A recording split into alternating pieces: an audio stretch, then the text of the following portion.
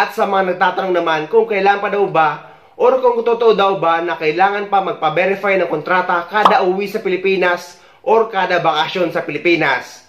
Ang sagot guys, kung wala naman kayong employment changes at dati na kayo nagkaroon ng UEC at babalik pa rin kayo sa parehong employer, ay hindi nyo na kailangan ng panibagong contract verification. Kailangan nyo lang mag-acquire ng UEC exemption sa inyong PAPS-BAM account. Pero kung hindi naman kayo marunong mag-acquire ng UEC exemption sa inyong PAPS-BAM account or sa online, ay pwede kayo dumaan o sumadya sa POA desk na matatagpuan nyo sa loob ng NAIA. Bukas sila 24/7 at hindi sila nagsasarado at pwede kayo magpa-print ng UEC exemption nyo sa kanila. Dahil guys, ang mga kailangan lang magpa-verify ng panibagong kontrata is yung mga nag-change employer, yung mga galing sa visa, nag-change job site, nag-change company name kahit pareho pa rin ang owner, yung mga nag-change position, o kaya naman yung mga babae na nag-change ng marital status from single to married. Sila ang kailangan magpa-verify ng kontrata kapag uuwi sa Pilipinas. Pero inuulit ko, kapag dati ka nang may UEC or dati ka na nakapag-verify ng kontrata at nakakuha ka na ng UEC at babalik under the same employer na wala namang pagbabago sa employment status nyo or information nyo, ay hindi nyo na kailangan pa ng bagong polo contract verification.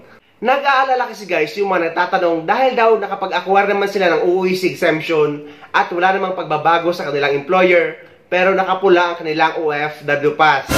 Ang sagot guys, kagaya nga nung sa akin, nakapag-acquire naman ako ng UEC exemption pero pula ang aking OFW pass. At minsan nagiging green. At minsan nagiging pula ulit at nagiging green. What? So wala sa record nyo ang problema as long as na-open nyo ang PAPS-BAM account nyo at nakakapag-acquire kayo ng UEC exemption at walang any employment changes.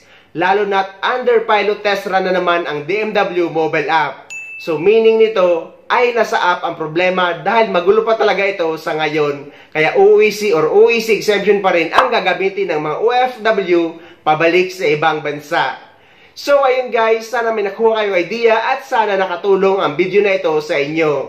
At sa mga hindi pa dyan nakasubscribe sa channel ko, please don't forget to subscribe my YouTube channel and please click the notification bell para lagi kayo updated sa mga upcoming videos na gagawin ko tungkol sa mga updates sa ating mga OFW. Mula dito sa Dubai, maraming salamat. See you next time.